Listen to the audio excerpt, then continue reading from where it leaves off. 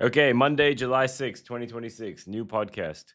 I just recorded for like a minute, but the microphone was muted, so all that amazing, interesting stuff didn't make it to the podcast. That's too bad. We'll never know. We'll never know what I said. But yeah, I was thinking about not making an episode this week because I was like, what the hell did I do? I didn't do anything. And, you know, maybe I should plan these a bit more, find someone to talk to, find something to talk about, and then do it. But then I thought, like, if I do that, I'll just end up not making episodes. And I kind of want to see what happens if if let's say I record, my goal is to record one episode a week for like 52 weeks, 1 year, and then see like what the audience is like. So I guess I'm just gonna do it. If if you're listening to this like 10 years in the future, you will know whether this podcast actually got an audience or anything. But anyway, I'll just go through what I did in the last 7 days, and yeah, we'll just do that. So I've been playing a lot of the Jonathan Blow's game, The Order of the Sinking Star. It's really good. I really enjoy it. Like, there's three sections. I think there's like a mirror section, a mirror section, a hauling section, and a section called the Promise.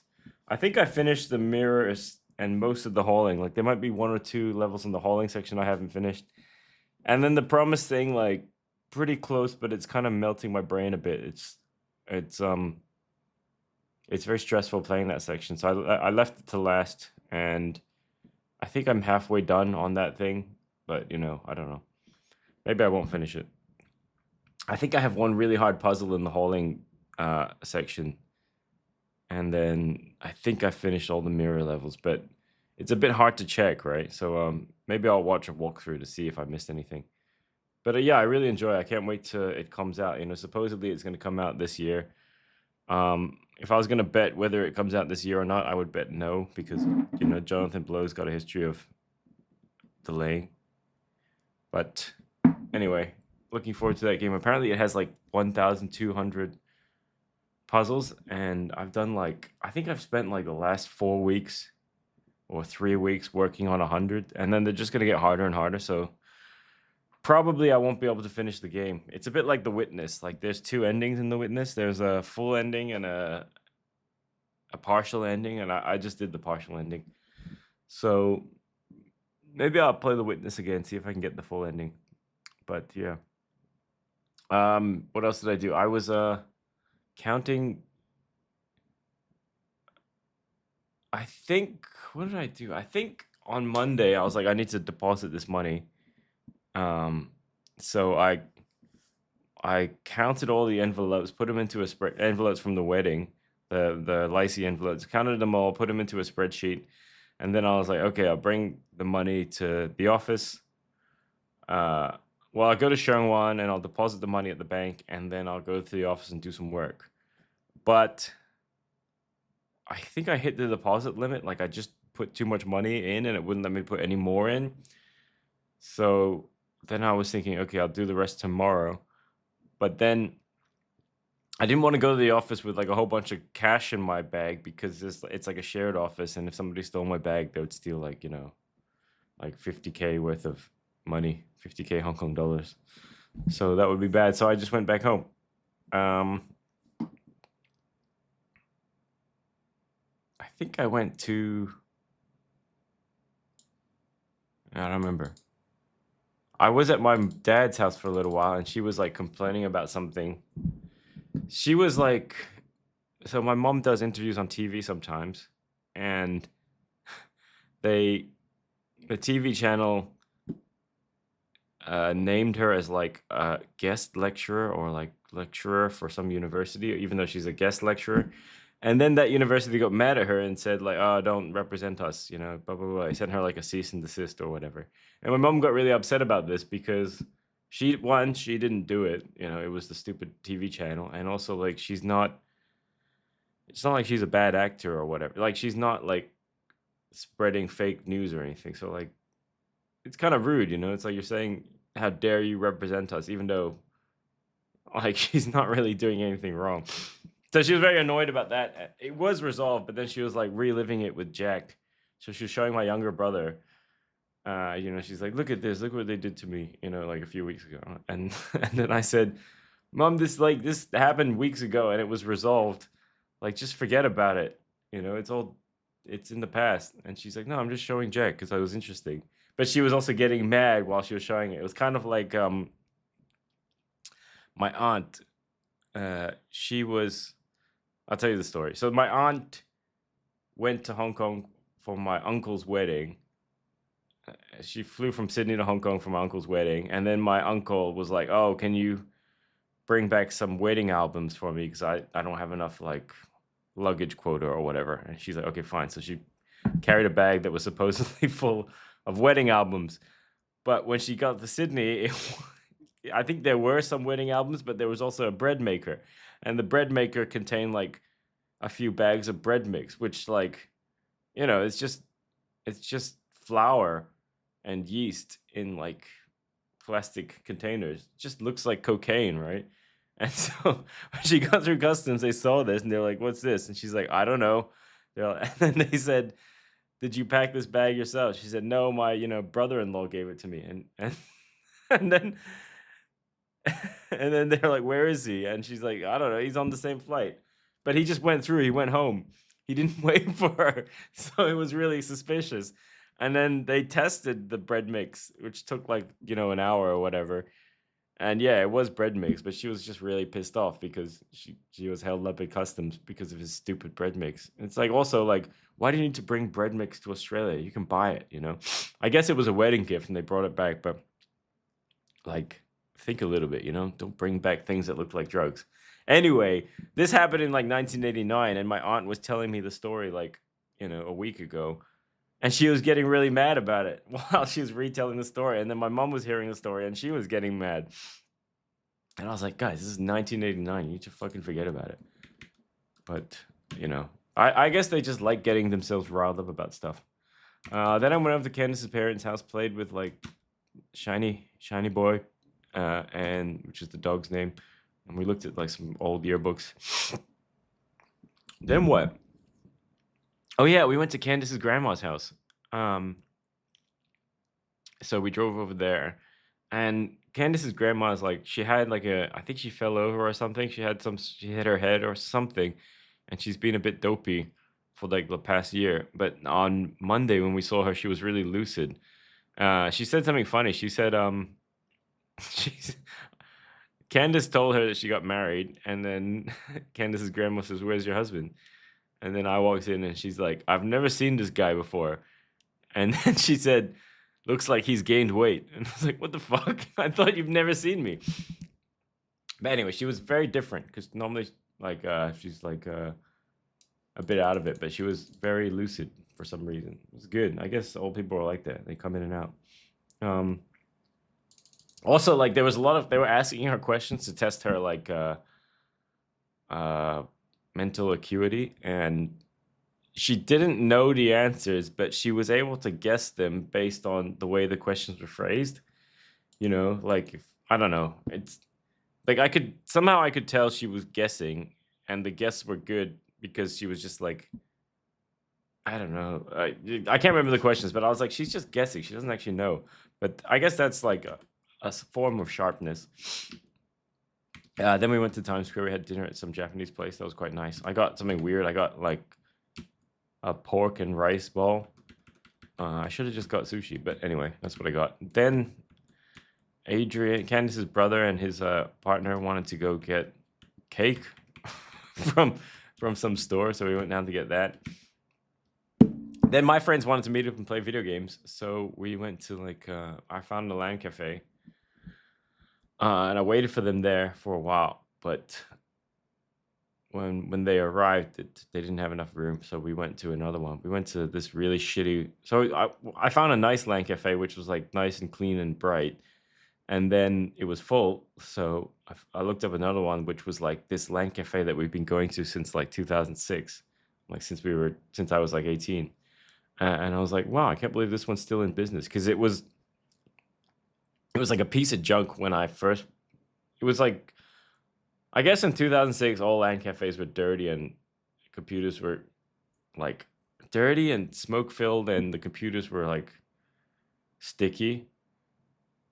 But I was like, wow, it's still in business. And we went there. It was like marginally cleaner, like definitely cleaner, and at least like all the computers had headphones instead of speakers. It used to be the case that you'd go into that place and everyone just was playing games with speakers, and it was just so incredibly loud because a lot of people played Counter-Strike 1.6, and I mean that game is just so loud. All the sound effects are like they it's just a very loud game. I'm sure people know this game. So we went there. We tried to play Left 4 Dead, but it was like a cracked version of Left 4 Dead, and then it was all in Chinese, and I couldn't figure out the settings. So then we played CS 1.6 instead, and that was great. Like we played Assault, and then Aztec, and then Dust 2. We played for like 2 hours, and I was thinking, like when we got there, the guy's like, "How long do you want to play?" I said, 2 hours, and I was thinking we'll probably extend it, but then after 2 hours, like my brain was fried. I guess like intense gaming is actually really tiring, even though Counter-Strike has a lot of downtime. You're just like walking around to the place, and then when you're dead, you're just watching. But still, after 2 hours, I was like, I don't want to play anymore. It's too bad I didn't really know what to play. Like other people were playing things like Valorant. I don't know what people play these days. I guess CS2, Valorant, Arc Raiders. That seems to be something people play.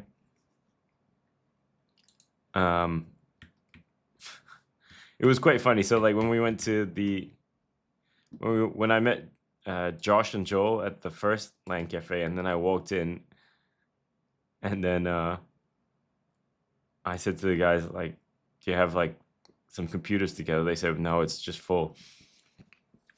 And I said, nah, they don't have spots. And then Josh said, Angus, are you just now learning about the ability to book things in advance? Because the same thing happened at the dinner or lunch one day. Like I wanted to book a restaurant for like 10 people for lunch, but they didn't answer the phone. So I just went there to try to get a spot, and they just told me there was no spot.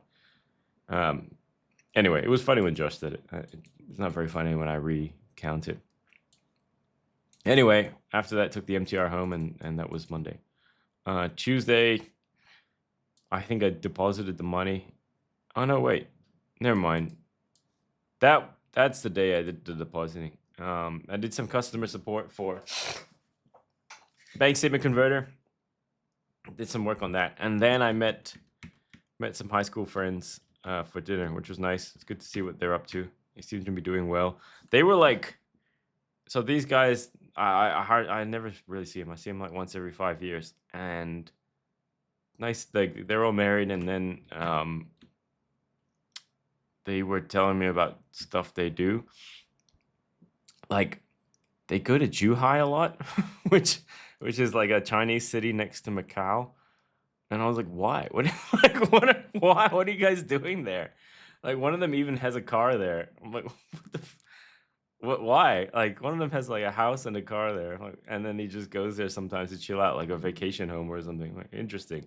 My uncle, he's not really my uncle. He's my dad's friend, and he basically lives in Zhuhai, and then he comes to Hong Kong for like. He used to come like in 2019. I'd see him like every month and have dinner with my dad, and he would try set me up with with his nieces, who I didn't like, but basically he was living in Zhuhai and part time came to Hong Kong for fun. But these guys seem to just go to Zhuhai to chill. But yeah, it was good seeing those guys. Wednesday, I think that was July 1, which is public holiday. It was also the day I got my Steam machine. So, what did I do? Oh yeah, so I went downstairs to buy something or do something. I think I went downstairs to deposit money, the rest of the money. So I went to the bank, and then I got a call from someone saying that they were gonna do a delivery, and I said, just leave it at the door. That's fine. And he's like, okay, fine. Then I came home and there was nothing at the door, so I was like, what the fuck? So then there's like I went to the building entrance where they also store packages sometimes, and I looked there and there was nothing there either. I'm like, what's going on? So whatever, I just did whatever I was doing, which is probably some bank statement converter work, and then finally, the guy messaged me, and the steam machine arrived. So I set that up. I, I'm pretty technical, and I know there's multiple ways to set up a steam machine. Like, what am I trying to say? Like, I think the sensible way to set up a steam machine is to just build a Windows, or just to build a computer, and then you just install the Steam OS on it, and then you just pair it with like a PlayStation controller or Xbox controller. And I think if you do that, it's very cost effective, right? I think you'll get better hardware for less money, but you need to do a bit of extra work, right? So you need to basically build a computer. I think even I could say to I don't know, like there's in Hong Kong, there's like these guys who will build PCs for you. Potentially, I could go to one of those guys and say like, "Oh, build me a PC. Don't install Windows. Just install Steam OS, and just give it to me when it's done. And I want it to be like not too big or whatever." But I could do that, and that supposedly is like a better way to do it. But then I also was thinking like, one, I don't want to do that. It's a bit annoying. And the other thing is like, is it even cheaper? It's supposed to be, but I don't know if it is, right? And I like the idea of having the official hardware because developers are probably going to build against that hardware, test against that hardware. Like I used to be a game developer, an app developer, and that kind of stuff. Like the reason I always feel like the reason iPhone apps are better than Android apps is because there's less iPhone devices. Once upon a time there was like one, it was just iPhone, and then there was like two, iPhone and iPad. And you just had both devices, and you tested your app on both, and it should work, right? Because all the hardware is the same. Whereas on Android, there's lots of different screen sizes. There's lots of weird bugs for different manufacturers, and you just physically can't test against all of them. Like you couldn't even test against all the Samsung phones because I think there's probably like 300. In theory, if you cover, in theory, if you run it against the emulator and it works, it should work on all devices. But in practice, that's not true. A good example of that is China, right? Like Chinese devices are very different to non-Chinese devices. So yeah. So I wanted, it was expensive actually. I think it was like 1,300 US. It was about 10,000 Hong Kong dollars. And I think if the machine came out, maybe this time last year or this time 2 years ago, it would probably be $600, right? But because of RAM and GPU pricing, it's just crazy expensive. But it's like money I could afford, and also I like having the base hardware that most developers should test against.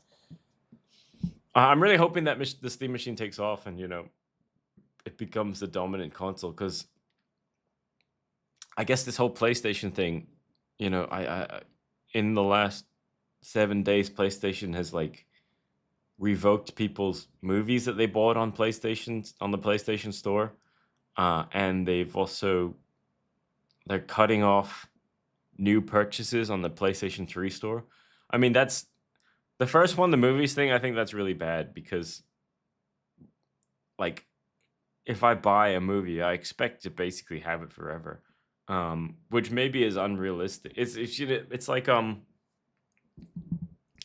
if it's forever, if you say buy this movie and then in the license agreement it's like, oh, we can revoke it anytime, it just shouldn't be allowed. It should, if you're really gonna let it be revoked, it should just be buy for 10 years or whatever, right? But I know that's a lot less interesting, but that's the reality of the thing, right? Like if you don't own the license, how can you promise that it's going to be sold forever, right? I don't, and the PS3 store, that's not so bad because people aren't I don't think there's that many people who want to buy stuff on the PlayStation 3 store. And I think if you say, oh, it's no longer for sale, that's kind of okay because games you bought on the PS3 store are still accessible. Like if I bought something on the PS3 store and then I fire up my PlayStation, I should be able to download it and play it again, you know? And I think that's the case, but eventually they will pull it. They're just going to pull the whole store. And they might even pull like DLC or like updates from PS3. So like I've got what's it called? Gran Turismo 5 or Gran Turismo 6 on my PS3. If they pull the store or they pull the updates, it's like if I put in that game, I have to play V1.0, which is like kind of sucks, you know? Because I think the game's buggy and it's missing a lot of content. I think that's a nice thing about Steam, you know, like there's that has been around since 2004 and you can still buy games from 2004. Although I think the only game, what's the oldest Steam game? Oldest games on Steam. So Half-Life 2 is probably the oldest game on Steam. Maybe Half-Life 1 because that came out on... Why I think Half-Life 1 and Half-Life 2 came out on Steam. Yeah, Pong is there. But I guess I mean like oldest Steam. First third-party game on Steam. First ever third-party game to come to Steam probably back in 2005. What was it? Ragdoll Kung Fu. Yeah, so the first game was 2005, Ragdoll. I gotta check this out. This is probably not going to be very compelling to listen to. So the first third-party game on Steam, according to PCGamer.com, was Ragdoll Kung Fu. Let's take a look. I bet it's not available anymore. I wonder what... Oh, it still is. When did this come out? October 12th, 2005. That's crazy. Why was this? It's still available. $6. It doesn't look very good. Hey, this is Ken. Look at my price. Anyway, doesn't matter. So yeah, I mean, there's still stuff available to buy from 2005. It's like the hardware is different, and I think, what am I trying to say? I have a feeling if I tried to buy Ragdoll Kung Fu and run it on Windows 11, it probably doesn't run. But then because it's Windows 11 and Steam's like a bit more open, there's a lot of hacks you can do to get it to work. Like you actually have access to the files, and I think there's no DRM on Steam.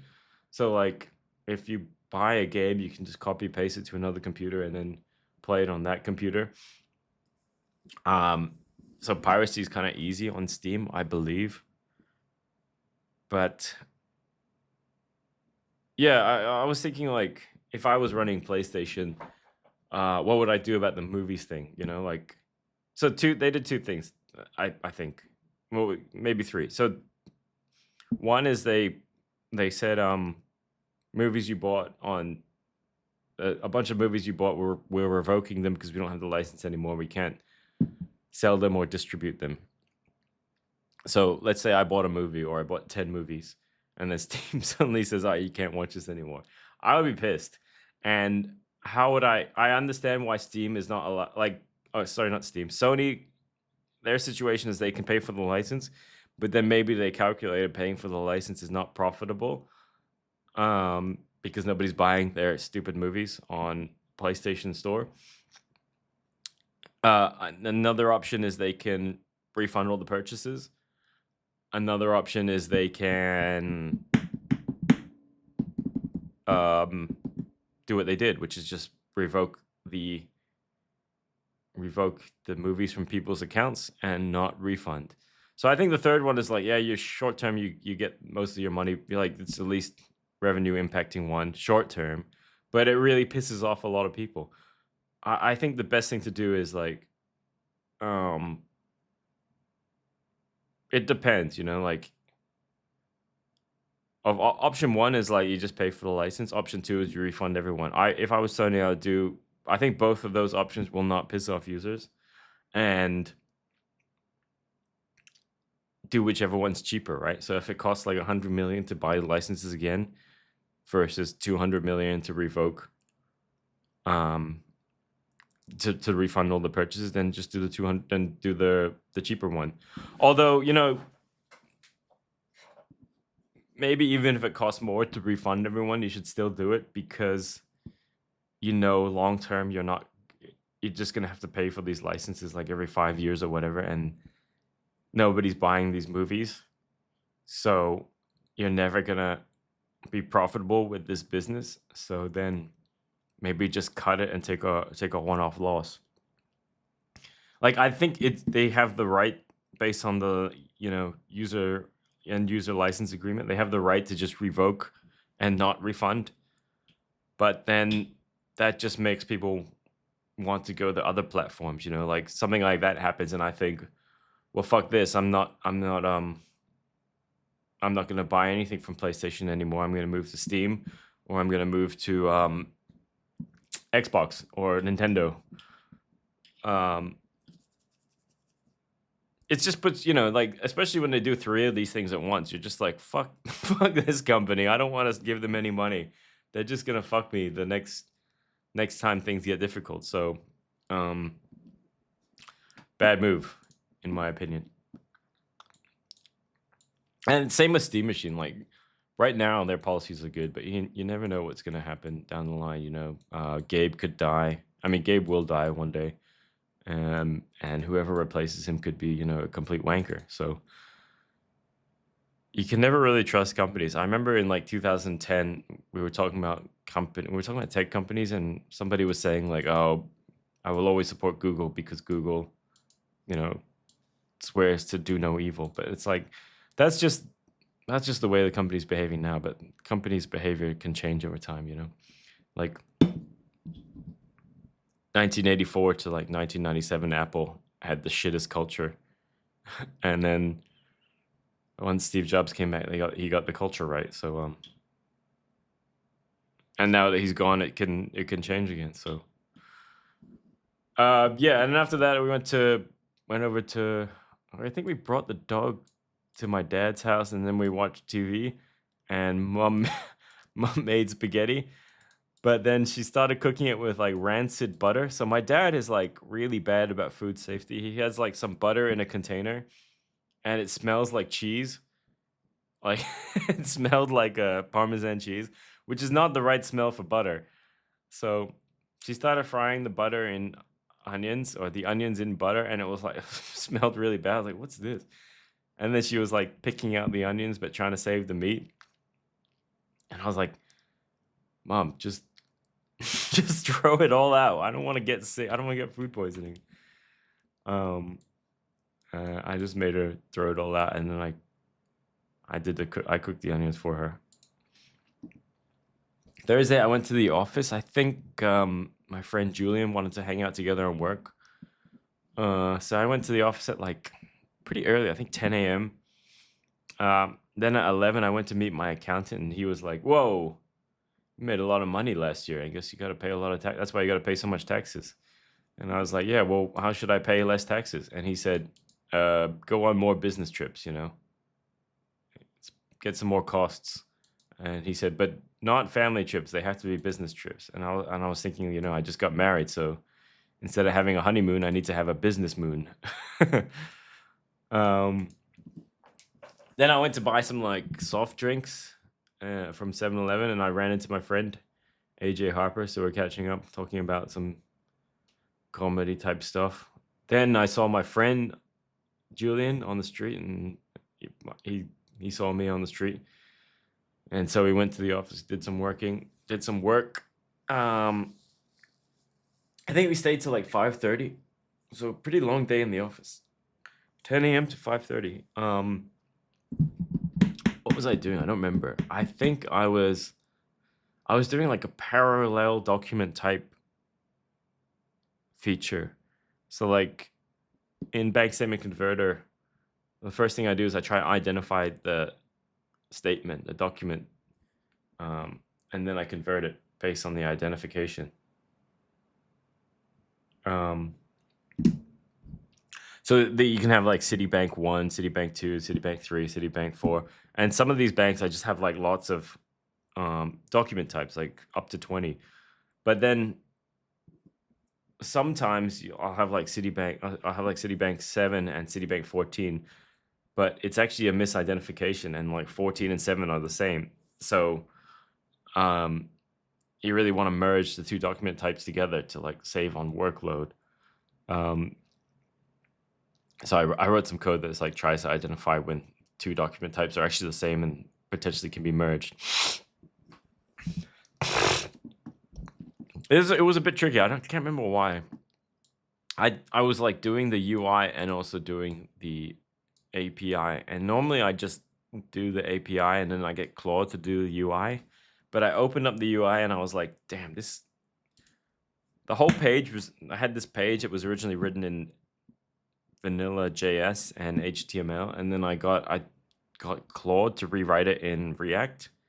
Well, not really React. I got Claude to rewrite it for Next.js because there were like some handover problems between Next.js and vanilla HTML.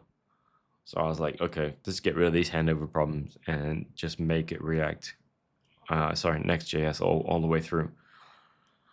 But then the code was really ugly. So I was looking at it, I was like, what is this? You know, like, I wouldn't say it was ugly. It was just unfamiliar, and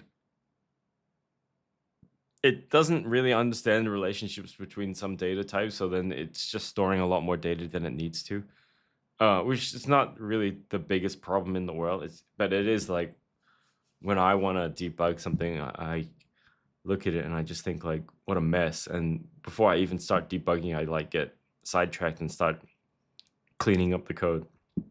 So I was doing that, and it basically took me all day to get that done. Then I went home, played on the Steam machine, and I had trouble setting it up a bit. Like, I had trouble pairing my Bluetooth controller because, my PS5 controller, which was already paired to my laptop. And so whenever I turned on whenever I like started the PlayStation controller, it would pair to my laptop automatically, and then it would open Steam on my laptop. So then I had to like turn off my laptop and do all this stuff. It still wouldn't pair. So I just played the Steam machine with the controller plugged in, which was okay, but then I had to like sit really close to the TV, which I didn't like. But yeah, I played around with the Steam machine. It's quite cool. I'm still like looking for, I just think it's really cool that I can make games for a console again. You know, I used to make games for Xbox 360 back in 2010, and I love doing that. And it's just made me think maybe I should start making some games again. Although the last game I made basically $0. Friday, what did I do? Oh yeah, I was I think I went to see my dad and mom again and play with a dog. No dog. But I was play with my sister's kids. Yeah, they came over. But I was fixing a bank statement from Revolut, which is like a fintech company, and the statement was in French, right? So like, sometimes to clean up the data, so when converting PDFs, sometimes my converter pulls in too much data, and like pulls in like disclaimers by accident, and to filter it out, I just basically say like, filter out all the transactions that don't have a valid date. So like, is there a date in the format of DD, if not, get rid of it. But this Revolut statement was French, and the dates were localized in French. So the dates would come up as like 26 MARS, 2026, which is like 26 March 2026, but in French. So I was like, oh man, I need to basically filter for localized dates, like UK format and French format. So that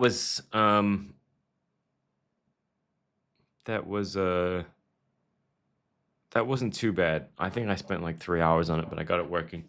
Saturday, I was like feeling sick, and I was like, I was thinking I had like not chicken pox, right? Because on the day before, I was like sitting on my couch playing or lying on my couch playing on the steam machine, and then ants were walking all over me. So I like flicked them off, but um, then I went to sleep, and I think there were some ants on me when I went to sleep, and one ant or multiple ants just bit me like everywhere. So I had like all these ant bites on my neck and like on my face. And then I was thinking, do I have chicken pox? Because one of my friends who went to my wedding got chicken pox or has chicken pox, and I was like, maybe he gave it to me at the wedding. But I've had it before, so it shouldn't be chicken pox. Anyway,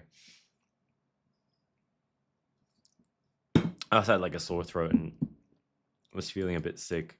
But so I did a COVID test, but it was negative. And then on Saturday, I was like, my bank statement converter inbox was like up to 350 unread emails, and I just started thinking like, one, I want to do some more work on bank statement converter. I don't really know what to work on, but user emails is a really good place to start, right? Like if somebody emails you about a bug or something they're upset about, sometimes I can't really, I don't want to do what they're asking. Often if it's like an image-based statement that's not converting, it's very hard to get that working correctly.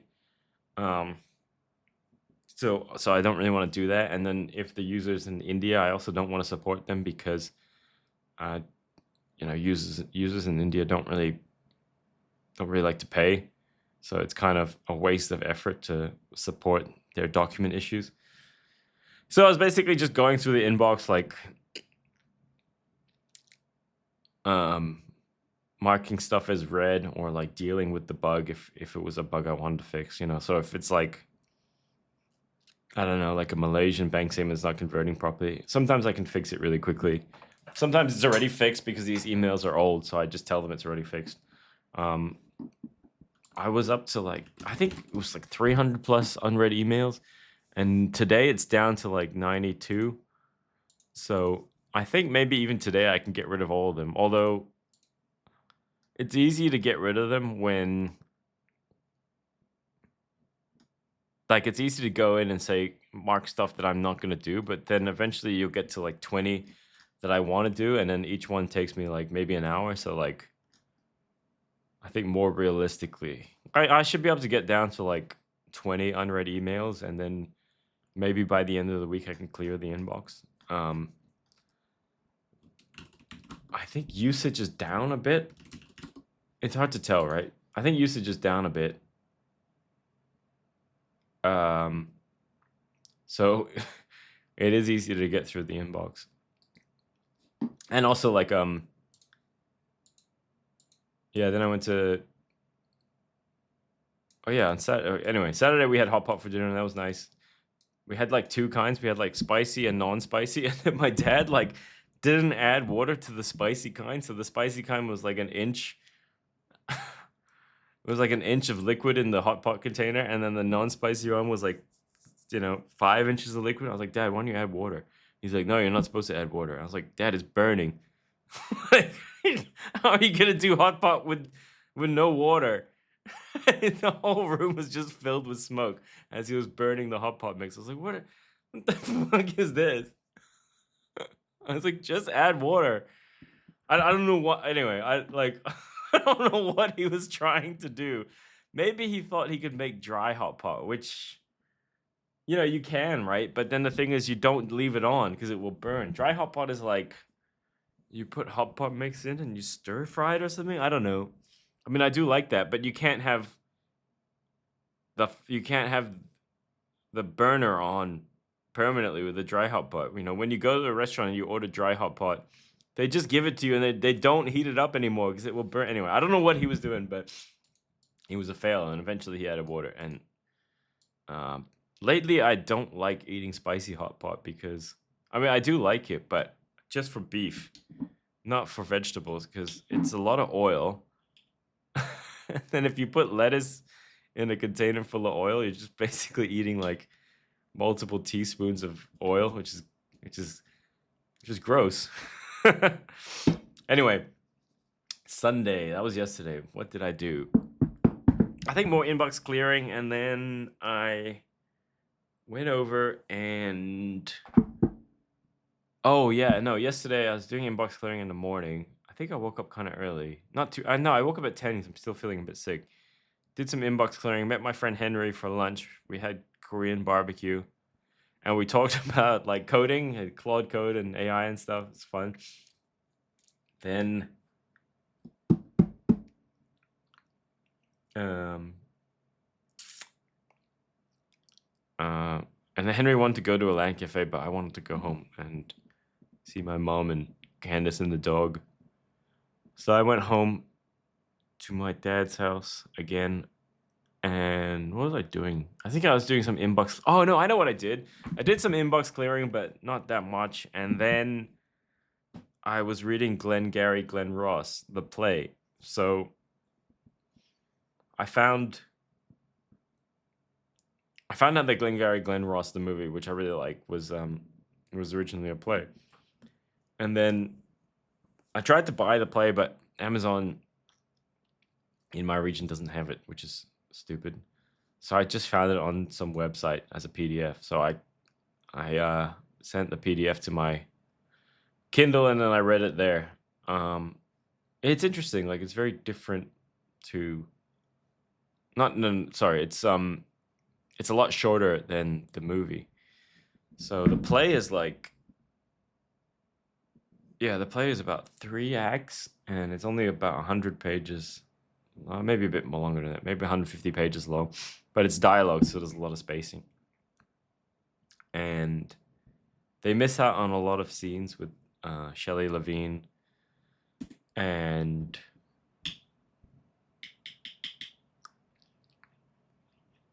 yeah. And then there's an interesting part where like at the end of the movie, Al Pacino's and Jack Lemmon. So Al Pacino convinces Jack Lemmon that they should work together and do some meets together. That's in the play as well. But then in the play, Al Pacino's character, is Rick Roma or whatever, after convincing Shelley Levine to work with him, he says he was going to take half of his sales as well. So it's like, they don't put that in the movie because it just makes that character to be a complete scumbag. I mean, all the characters are kind of scumbags in the movie. Maybe aside from Arrow now. He's the only normal person. Everyone else is like basically... Oh, and... what's that guy called? Alec Baldwin's character is not in the play either, so that was added to the movie. But the play's good. It's a nice short play. And the scenes the movie added made a big difference, and I think they're good scenes as well. So I don't know. What's my recommendation? None. No recommendation. So yeah, that was and then yesterday, what did we eat for dinner? Oh yeah, roast chicken. That was cool. Roast chicken and potatoes. Then I watched Formula One. People were quite... So I watched the Silverstone Grand Prix, and I slept through a bit of it. It was kind of boring. But the ending, I think Max crashed in the last 5 laps, and then they were trying to get a final lap of green flag racing, but they couldn't for some reason. So the race ended under the safety car, and then people were really mad about this, and I'm like, what's the big deal? Like that happens sometimes, right? Like I don't know. I've been watching since like 2007. It's like a bit of a bummer when that happens, but it would have been cool to see Lewis pass George in the last lap. Go from P3 to P2. And then I thought it was cool that George took a risk by not pitting. He's very good at stuff like that, So he passed Lewis in the pits because Lewis pit and George didn't. It was basically George was just gambling that the race would end under safety car. It's a good gamble. Paid off. Yeah, people are really mad about it. I'm like, it's not that to me, it's not that big a deal. I mean, it used to happen all the time. I guess they had this push to not end races under the safety car. So, like, if you're gonna do that, if that's, I don't know, like, if that's, if you, I can understand why you don't want that, right? Because it's lame to end races under the safety car. But I think one of the suggestions was if there's a safety car in the last 10 laps, then just make it a red flag so that, the race can be restarted. I think that's an okay solution. But I'm also okay with the safety car ending, you know.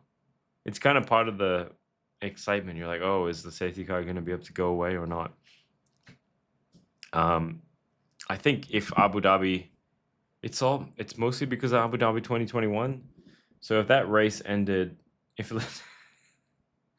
if the TV crashed and then they had a red flag, Lewis would be champion, right? Because like they would. Well, you don't really know, but my guess is Lewis would be champion because he would be able to put on new tires. Max would put on new tires, and then as long as he could hold Max off for the restart, then he should be able to hold him off for the rest of the race. But whatever, like who cares? Formula One's kind of boring. People are complaining about it a lot because it's artificial and it's like battery management that dictates overtaking. I don't really mind too much. I've watched it since like 2007, and the cars in 2007 were cool, but the races were so boring. I think there's like 15 or 16 races that year, and like only 4 of them were good. So I think, yeah, even like there was some excitement in some areas. Like the Canadian Grand Prix in 2007 was good because there was lots of crashes, and it was Lewis's first win. I didn't like Lewis in 2007. I thought he was overrated because it just seemed weird for a rookie to be that good. I just thought, oh, it's just all the car. But then since watching more seasons, I was like, I realized, especially 2008, right? Like, Lewis has a good car, and his teammate Heikki Kovalainen has a good car, but Heikki can't do anything with it. So, that really showed me that Lewis is amazing. Yeah, I don't know. Formula One, that was an okay race. I kind of enjoyed it. I think, yeah, that's it. And then and then I went to sleep and I woke up. Today I woke up at like 12 p.m. because I'm just feeling a bit sick. It might be my air conditioner's dirty or something, so I should get that cleaned.